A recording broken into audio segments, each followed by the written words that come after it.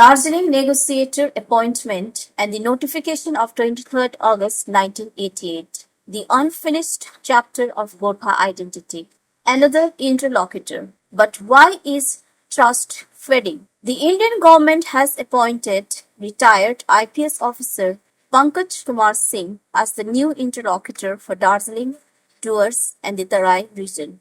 For decades, the Gorkha community in these regions has been demanding statehood, autonomy, and constitutional recognition. This new appointment has again become a topic of debate and disappointment. The question now is not just about talks, but it is about trust.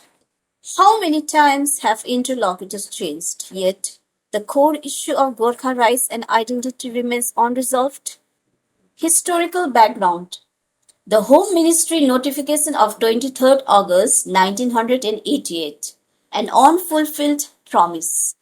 On 23rd August 1988, a three-party agreement was signed between the Government of India, the Government of West Bengal, and the Gorkha National Liberation Front (GNLF).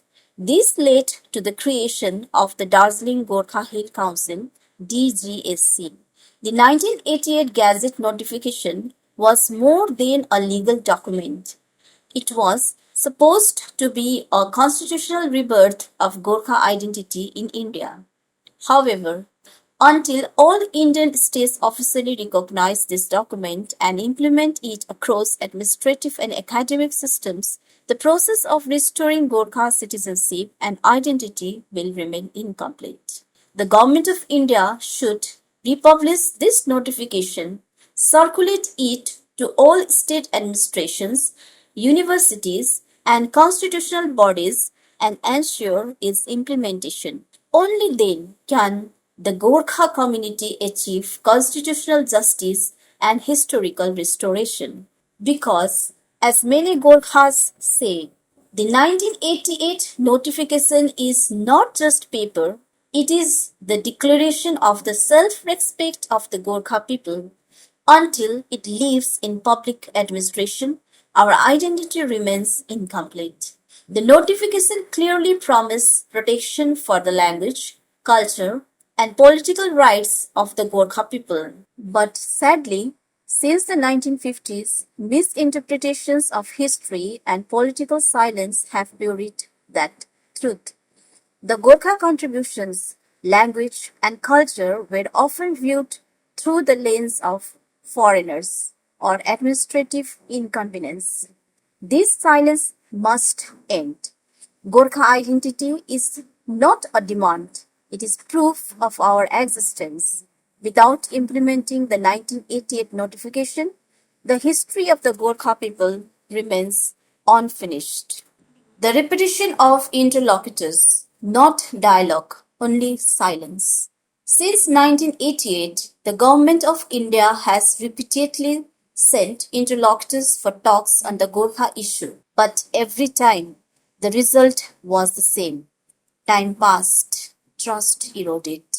In 2009, the UPA government appointed Lieutenant General retired Vijay Madan as interlocutor. He held some meetings but resigned before the 2011 Bengal elections due to lack of political will.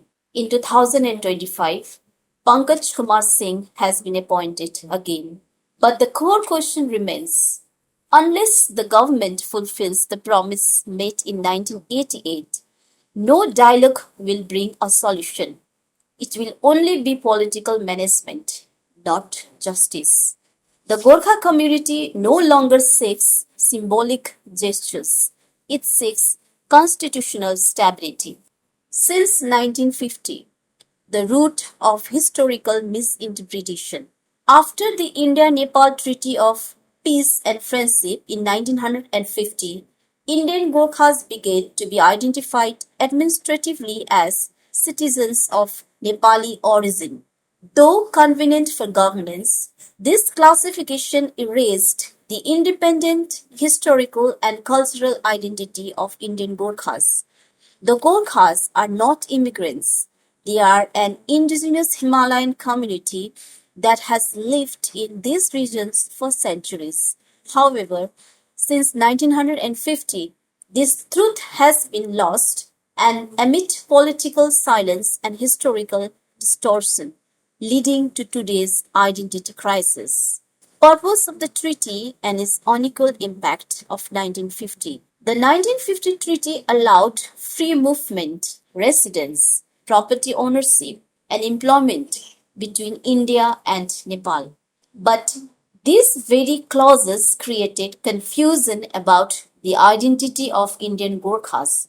They began to be wrongly seen as Nepali immigrants.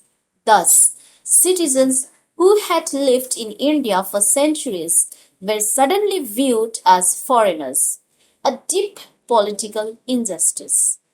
Silence of the state. Successive governments never clarified the distinction between Indian Gorkhas and Nepali citizens. As a result, Gorkhas in India became trapped in a blurred identity, neither fully recognized as Indian nor seen as Nepali, a kind of cultural exile. Identity crisis, a question of existence, not citizenship. The treaty might have eased administration, but it complicated the Gorkha community's social and political identity. From Darjeeling to Doors, Assam to Sikkim, Uttarakhand to Himachal, and even Manipur and Jammu Kashmir, Gorkhas were treated as outsiders. They protected India's borders as soldiers, yet had to fight for recognition within those borders. This is not just about citizenship, it is about existence and acceptance, political silence and broken promises. All post 1950 agreements, from the 1988 DCSC Accord to the 2011 GTA Accord, reduced the Gorkha issue to meet administrative arrangements. Current regional leaders like Bimal Gurung, Neeraj Jimba, Dr. Harka Bahadur Chetri, Vinay Tamang, Sakti Gurung, and others have not brought any real solution, leading the government to rely on interlocutors again. The Gorkhas were treated as a cultural community, but never recognized as a political community. Meanwhile, the 1950 treaty's open border provision deepened the false notion that Gorkhas were from Nepal. That's why the Gorkhaland and Sixth Schedule movements have been misunderstood across India, rebuilding identity and redefining history. The modern Gorkha struggle is also a fight to erase the confusion created by the 1950 treaty. To achieve this, three key steps are needed. Number one, review the treaty. Revisit and rewrite the clauses that create confusion about Indian Gorkhas. India must clearly state Indian Gorkhas are original citizens of India. Number two, constitutional clarity. Recognize Gorkha as a distinct ethnic and cultural community in the Indian Constitution, ensuring their cultural and political rights. Number three, educational correction. Restore the history of Gorkha contributors as soldiers, farmers, teachers, and national builders in Indian textbooks. Present crisis, the gap between identity and rights. Today, the Gorkha community demands things like sixth schedule status, ST recognition for 11 Gorkha groups, and a separate administrative body. But all these demands arise from one root cause, the failure to implement the 1988 agreement. Had that promise been fulfilled, the Gorkha identity struggle would not have had to repeat for decades. The way forward, rebuilding politics through identity. Appointing interlocutors will not solve the Gorkha question. What is needed is political will and historical restoration. The three essential steps needed are: number one, implement the 23rd August 1988 notification. legally restore the rights, language, culture, and self-governance clauses mentioned in the DCSC agreement. Number 2, reinterpret the 1950 treaty. Clearly define Indian Gorkhas as citizens of Indian origin, not people of Nepali origin. Number 3, constitutional restructuring. Include Gorkhas in India's constitutional schedule for guaranteed political representation. The unfulfilled promise and the reawakening of identity. The political journey of the Gorkha people from the 18th century Gorkha Empire to the 1816 Treaty of Sugauli and the 1988 Home Ministry notification has been long and continuous.